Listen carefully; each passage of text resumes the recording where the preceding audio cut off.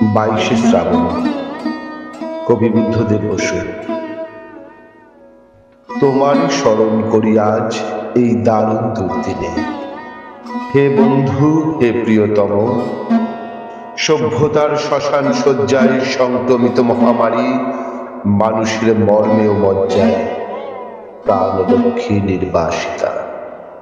রক্তপায়ী উদ্ধত সঙ্গিনে সুন্দরের বিদ্ধ করে মৃত্যুবহ পুষ্পকে উড্ডীন বর্বর রাক্ষস হাঁকে আমি শ্রেষ্ঠ, সবচেয়ে বড়। দেশে দেশে সমুদ্রের তীরে তীরে কাঁপে থর থর উন্মত্ত জন্তুর মুখে জীবনের সোনার হরিণ। প্রাণ রুদ্ধ, গান স্তব্ধ, ভারতের স্নিগ্ধ পুকুরে লুব্ধতার লালা ঝরে। এত দুঃখ, এ দুঃসহ ঘৃণা, এ নরক সহিতে কি পারিতাম? হে বন্ধু, যদি না লিপ্ত হতো রক্তে মোর, বিদ্ধ হতো গুড় মর্মমূলে তোমার অক্ষয় মন্ত্র। অন্তরে লোভেছি তব বাণী, তাই তো মানি না ভয়, জীবনের জয় হবে, জানি জানি জানি।